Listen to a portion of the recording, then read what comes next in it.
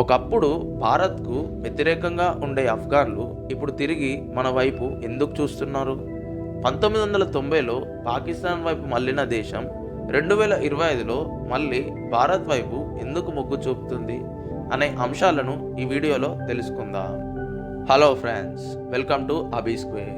1990లలో ఆఫ్ఘన్లో తాలిబాన్ ప్రభావం పెరిగింది. ఆ సమయంలో పాకిస్తాన్ ఐఎస్ఐ నేరుగా ఆఫ్ఘన్ రాజకీయాల్లో జోక్యం చేసుకుంది. భారత్ అప్పట్లో తాలిబాన్ను గుర్తించకపోవడంతో ఆఫ్ఘన్ భారత్కి దూరం అయ్యింది.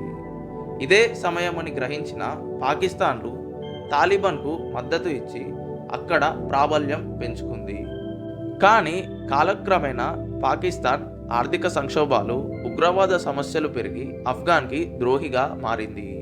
ఇక భారత్ మాత్రం ఆఫ్ఘన్ ప్రజల కోసం విద్య, వైద్య సహాయం, ఇన్ఫ్రాస్ట్రక్చర్ ప్రాజెక్టులు తీసుకొచ్చి అక్కడ నమ్మకాన్ని సాధించింది.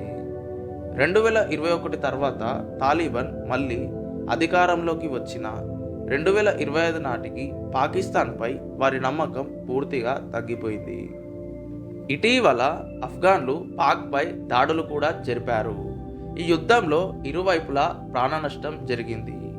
అయితే ఈ యుద్ధానికి కొన్ని రోజుల ముందే ఆఫ్ఘన్ ఫారిన్ మినిస్టర్ అయిన ఆమీర్ ఖాన్ ముట్టాకి ఇలా అన్నాడు: మేము భారత్కు వ్యతిరేకంగా ఉండము, మేము భారత్కి మద్దతుగా ఉంటాము అని చెప్పాడు.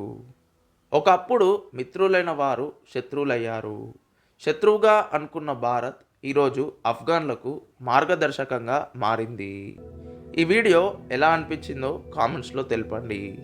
ఇలాంటి ఇంట్రెస్టింగ్ అప్డేట్స్ మిస్ అవ్వకుండా పొందడం కోసం ఛానల్ని సబ్స్క్రైబ్ చేసుకోండి.